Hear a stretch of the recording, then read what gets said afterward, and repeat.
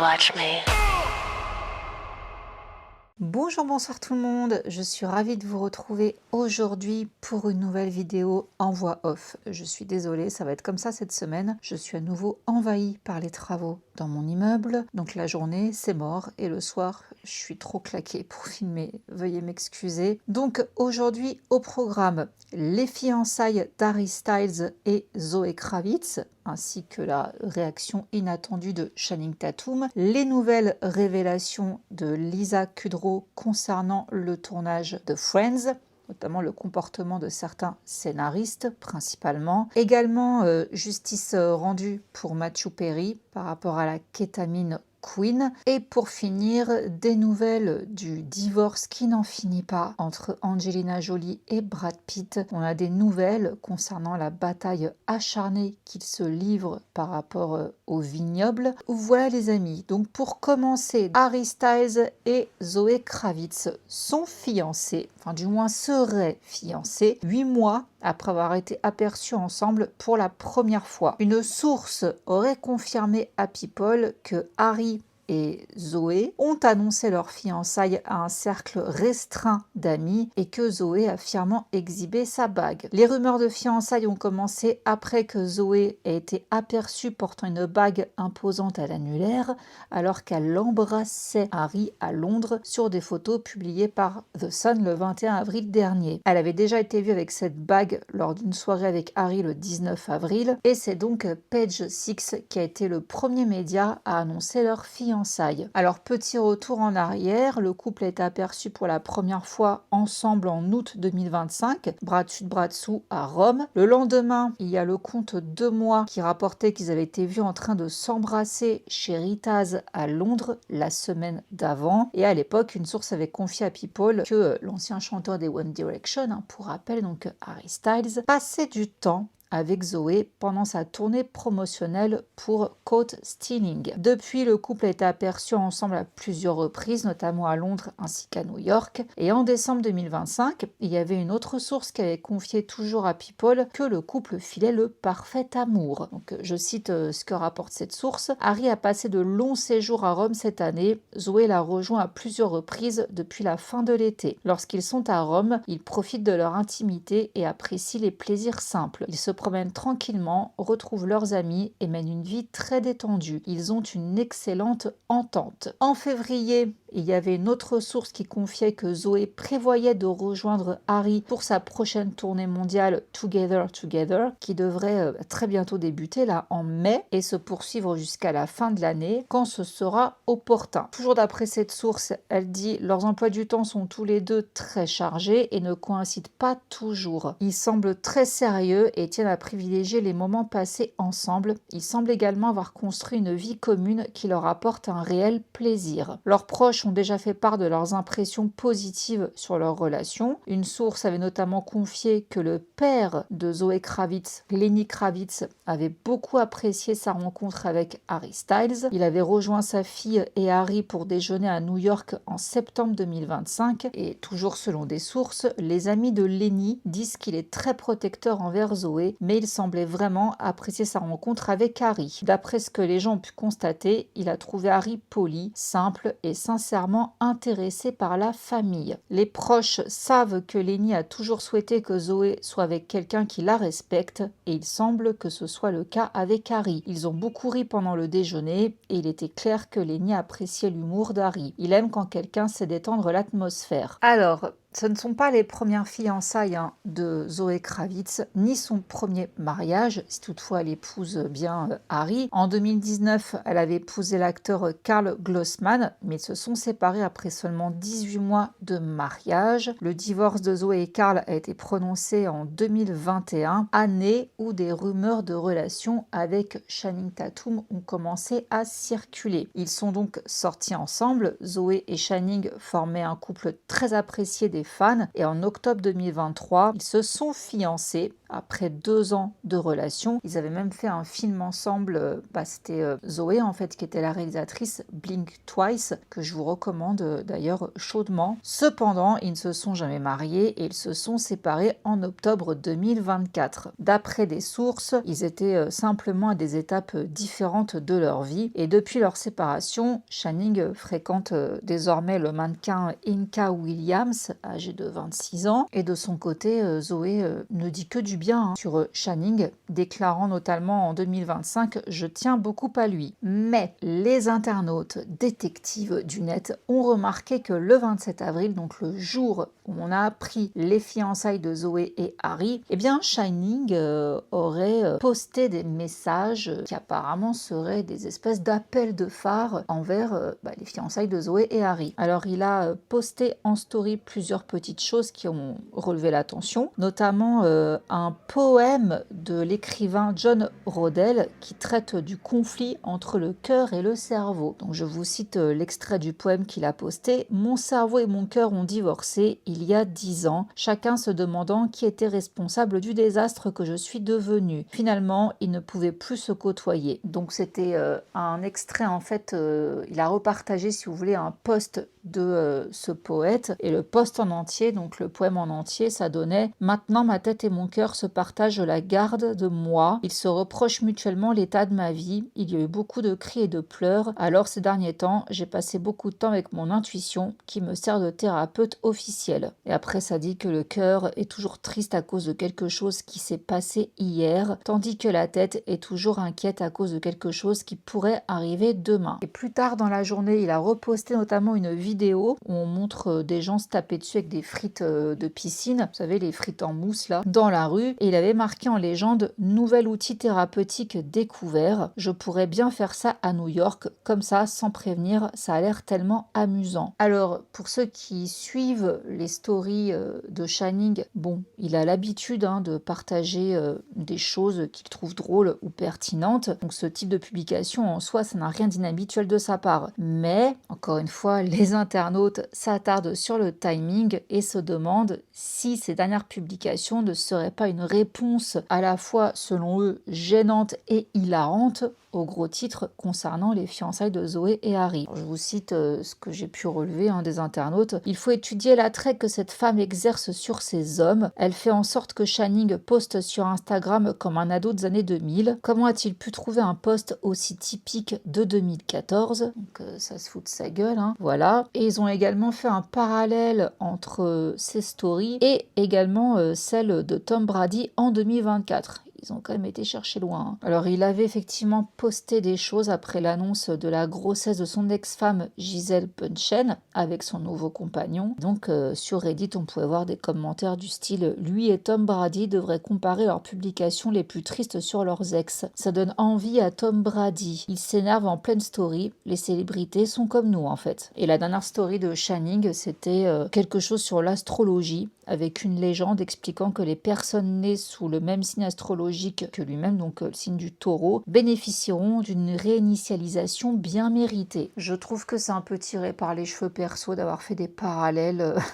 avec Zoé. Enfin, moi perso, en tout cas, j'en vois pas du tout, mais bon. Voilà pour la petite news des fiançailles de Zoé et Harry Styles. Maintenant, on enchaîne avec donc les nouvelles révélations de Lisa Kudrow, aka Phoebe dans Friends. Pour rappel, elle a fait son retour dans l'univers des sitcoms le 22 mars dernier, avec la diffusion du premier épisode de la 3e et dernière saison de The Comeback, qui est diffusée sur HBO. La série, dont les premières saisons ont été diffusées en 2005 et 2014, met en scène Lisa Kudrow dans le rôle de l'actrice Valérie Charish, qui travaille désormais dans un Hollywood plus moderne. Cette nouvelle saison est présentée comme la dernière saison de la série, ce que Lisa a elle-même souligné dans des interviews. Donc là, elle est en tournée promo, c'est pour ça qu'il y a des interviews d'elle qui sont sorties. Elle dit « Je ne sais pas si j'aurais envie de recommencer dans 10 ans, alors autant en finir. Comme ça, personne ne se demandera ce qui va se passer ensuite, ni même si nous aurons envie de continuer. Le plus respectueux que nous puissions faire pour le public et pour le personnage, c'est d'en faire une trilogie. C'est une trilogie.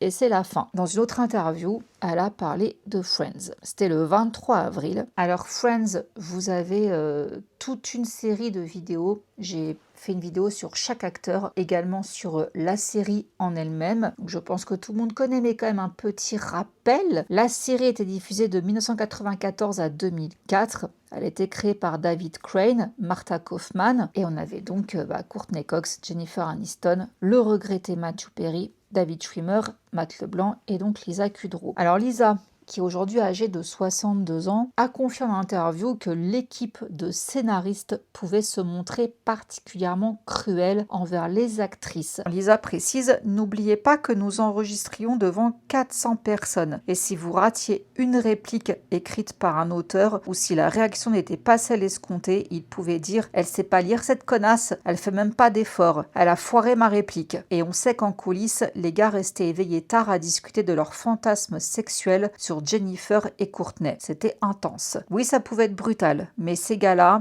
et il y avait surtout des hommes, restaient éveillés jusqu'à 3h du matin pour écrire la série. Alors je me suis dit, dites ce que vous voulez sur moi dans mon dos, ça n'aura plus d'importance. Alors en effet, en 99, il y avait Amani Lyle, assistante scénariste de Friends, qui avait pour rappel porté plainte contre 3 des scénaristes de la série, ainsi que la chaîne, le studio et d'autres personnes pour harcèlement. Elle affirmait notamment avoir été contrainte d'écouter les discussions des scénaristes sur leurs fantasmes concernant donc Jennifer Aniston et Courtney Cox. L'affaire a finalement été portée devant la Cour suprême de Californie qui a statué en faveur des défendeurs. La Cour a estimé que même si les propos à connotation sexuelle avaient eu lieu, aucun n'était dirigé contre Amani Lyle, celle qui portait plainte donc, et qu'il constituait une étape nécessaire du processus créatif. Donc Lisa a confié que certaines de ses expériences l'avaient inspirée pour écrire sa série télévisée Le Comeback, avec Michael Patrick King, qui est au passage scénariste et réalisateur de Sex and the City. Et à ce propos, elle dit: Michael avait toute cette expérience grâce à Sex and the City, et nous nous sommes en quelque sorte encouragés mutuellement à explorer un peu plus le côté sombre. Et donc ce Michael Patrick King déclarait de son côté: les scénaristes de séries télé considéraient toute femme de plus de 40 ans comme inapte à la séduction. C'est profondément ancré dans l'ADN de nombreuses salles d'écriture. La série est ce qui se rapproche le plus de mon expérience dans ce milieu, avec cette énergie masculine et cette folie puérile qui s'empare des gens lorsqu'ils sont pris au piège, essayant de créer une série. Ouais, décidément, les femmes n'ont vraiment pas le droit de vieillir à Hollywood. Et toujours dans toutes ces séries d'interviews qu'elle donne depuis quelques temps, Lisa est également revenue sur son personnage en lui-même, Phoebe, et elle dit: personne ne se souciait de moi. Certains membres de mon agence m'appelaient simplement la 6e Friends. On n'avait aucune vision pour moi, aucune attente quant à la carrière que je pourrais avoir. Au contraire, on se disait juste: elle a de la chance d'avoir décroché ce rôle. Sympa, mais avec le recul, ça lui a quand même permis d'interpréter une grande variété de rôles. Friends lui a ouvert des portes, notamment dans Mother en 96, Clock Watchers en 97 et Mafia Blues en 99. D'ailleurs, ce dernier film, où on peut également retrouver Robert De Niro et Billy Crystal, a marqué un tournant dans sa carrière lorsque les agents et les hommes d'affaires ont commencé à rôder autour d'elle, voulant lui faire jouer dans des comédies romantiques et autres. En 98, elle a remporté un Emmy Awards de la meilleure actrice dans un second rôle dans une série comique pour justement le rôle de Phoebe, donc belle revanche. Et elle défend son personnage en disant que Phoebe n'était pas stupide malgré les critiques du public. À l'époque, on me disait: elle est vraiment écervelée. Comment se fait-il que tu ne joues que des écervelés? Et je me demandais, est-elle vraiment écervelée? Pour moi, elle ne l'était pas. Pour moi non plus.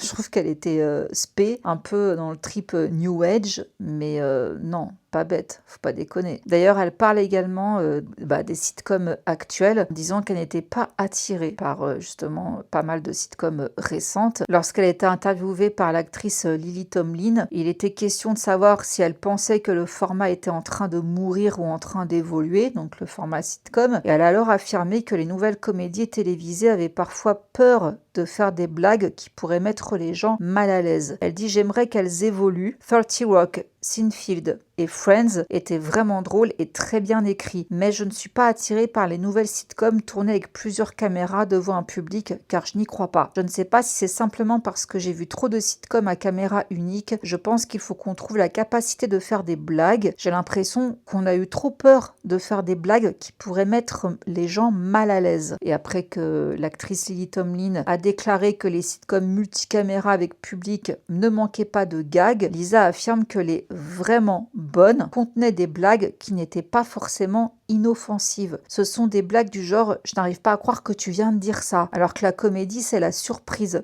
Il faut des choses auxquelles on ne s'attend pas. Et je la reçois 5 sur 5 là-dessus. Je trouve que de manière maintenant tout est devenu beaucoup trop aseptisé et que l'humour d'avant...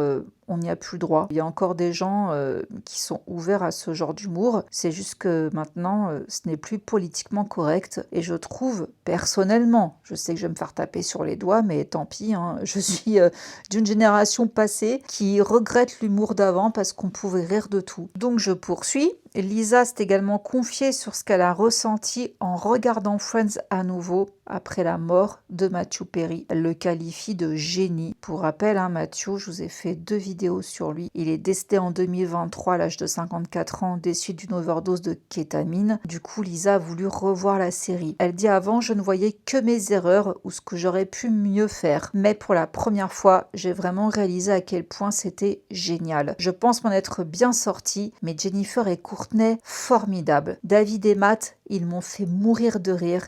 Et puis Matthew, il était tout simplement hors norme. Pour rappel, c'est elle qui a écrit la préface des mémoires de Matthew Perry qui était parue en 2022. C'était Mes amis, mes amours et la terrible chose. Et elle a admis qu'elle n'avait pas pris conscience de l'ampleur de son addiction. Et elle qualifie Matthew Perry d'un génie à l'œuvre. Et quoi que nous fassions à l'avenir, nous ne revivrons jamais une telle chose. Alors justement, en parlant de Matthew Perry, il y a eu du nouveau ce mois-ci, en avril, le 8 avril plus précisément. On a la reine de la kétamine.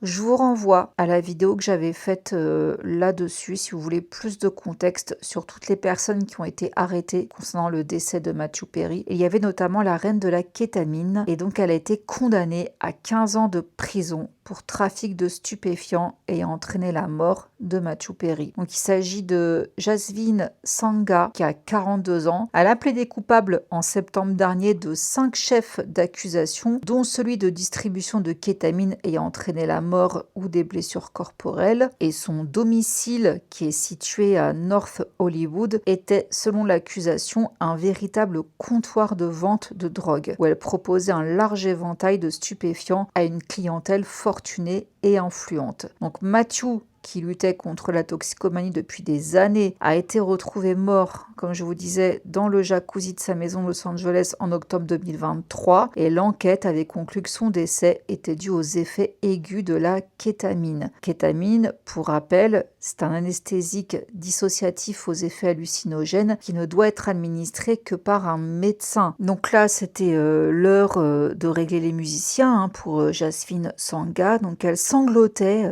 au procès, tandis que les proches de Matthew Perry prenaient la parole devant le tribunal avant que le juge ne prononce sa sentence. Donc le juge a déclaré qu'elle devait répondre de ses crimes, soulignant qu'elle n'avait manifesté aucun remords depuis son arrestation. Et lors de son intervention devant le tribunal, elle a reconnu que ses mauvaises décisions avaient brisé des vies et elle a exprimé ses profonds regrets et sa honte. Avant le prononcé de la sentence, on a la belle-mère de Matthew Perry, Debbie Perry, qui a demandé au juge de prononcer la peine maximale. Elle dit « C'est vous qui avez causé cela.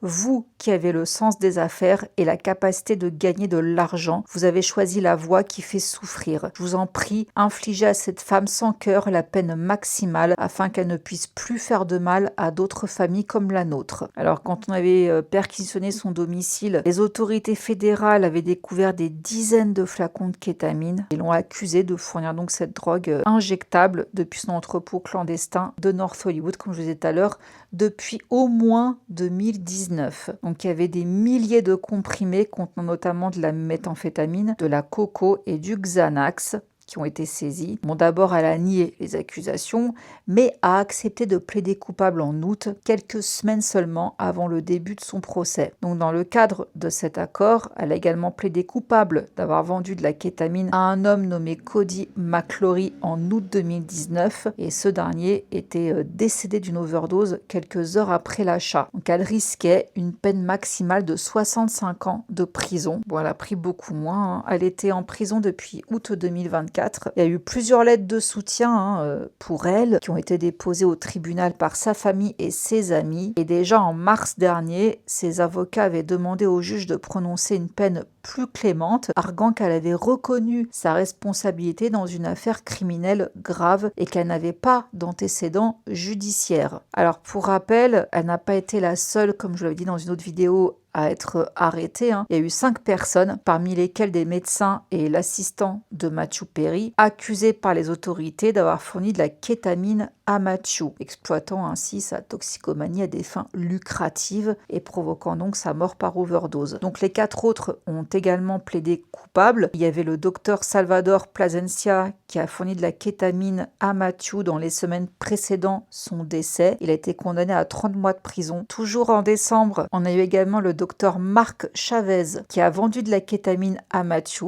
Il a été condamné à 8 mois d'assignation à résidence et à 3 ans de liberté surveillée. Il y a également Kenneth Iwamasa, l'assistant personnel de Matthew Perry, qui a aidé à acheter et à administrer la kétamine à Matthew, qui devrait être condamné ce mois-ci. Et il y a aussi Eric Fleming, qui a vendu à Matthew Perry la kétamine qu'il s'était procurée auprès de Ketamine Queen, donc Jasmine Sanga, et qui lui devrait être condamné en juin. Voilà pour la justice concernant les personnes qui ont exploité Matthew Perry, mais pas que lui. Quand je dis exploiter, c'est ses addictions, vous l'aurez compris. Maintenant, tant qu'on est dans les procédures, nous allons reparler de l'affaire Brad Pitt-Angelina Jolie parce qu'il y a eu du nouveau. Alors, petit rappel du contexte, il y a une plainte qui traîne depuis 2022. Donc c'est la plainte d'actualité là, sur laquelle ils sont encore en train d'essayer de se mettre d'accord. Donc la plainte actuelle a été déposée par Brad Pitt en 2022 et elle porte sur la vente par Angelina Jolie de sa part du domaine viticole au milliardaire russe Yuri Shefler. En fait, ils étaient tous les deux 50-50 sur leur vignoble, mais Angelina Jolie, au lieu de revendre ses parts à Brad Pitt, elle les a vendues à un milliardaire russe. Donc, Brad Pitt a contesté cette vente, affirmant qu'elle violait un contrat qui les liait tous les deux. Normalement, elle n'avait pas le droit de faire ça, d'après ce contrat. Pour rappel, Brad Pitt et Angelina avaient acquis une participation majoritaire dans le château Miraval en 2008 et y avaient séjourné tout au long de leur relation. Et après que Brad a porté plainte contre Angelina, la société de l'actrice Angelina l'a accusée de mener une campagne de dénigrement pour piller l'entreprise florissante depuis sa demande de divorce en 2016. Donc elle a accusé Brad Pitt d'avoir détourné le château Miraval et d'avoir gaspillé les actifs de l'entreprise dans des projets de rénovation inutiles, notamment en dépensant $1 million pour la rénovation de la piscine. Ça, je vous l'avais expliqué bien plus en amont dans une vidéo que je vous mets en haut dans le petit i. Donc voilà, selon elle, Brad Pitt faisait n'importe quoi. Et Brad Pitt, de son côté, il l'accuse quand même d'avoir vendu 50% des parts à un autre et pas à lui. Donc là, ce mois-ci, avril 2026, Brad Pitt accuse Angelina Jolie de faire traîner en longueur, toujours le litige viticole de $164 millions pour rappel, alors que des preuves cruciales auraient disparu. En effet, il y a un témoin clé qui est décédé et un autre qui serait trop malade pour témoigner dans le litige, les opposant au château Miraval. Donc effectivement, pourquoi il l'accuse de faire traîner en longueur toute cette histoire ?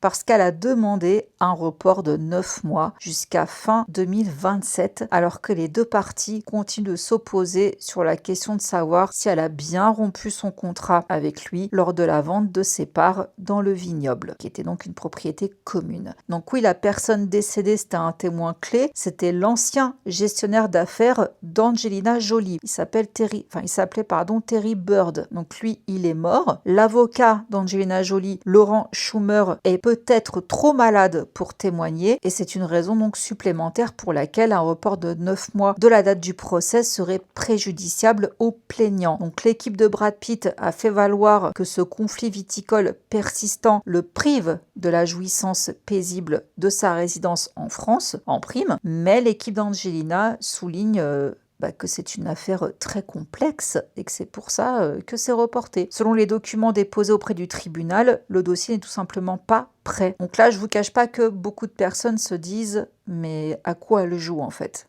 Donc elle est accusée de prolonger délibérément cette bataille juridique avec son ex-mari Brad Pitt pour rester liée à lui. Je vous cite une source. Ceux qui suivent cette affaire de près ont le sentiment que la stratégie actuelle d'Angelina consiste davantage à faire traîner les choses qu'à œuvrer activement à une véritable résolution. Brad éprouve une frustration croissante face à la longueur de cette procédure. Ce qui aurait dû être réglé bien plus tôt s'est transformé en un long bras de fer juridique et il souhaite y mettre un terme plutôt que de rester englué dans des litiges interminables et répétitifs.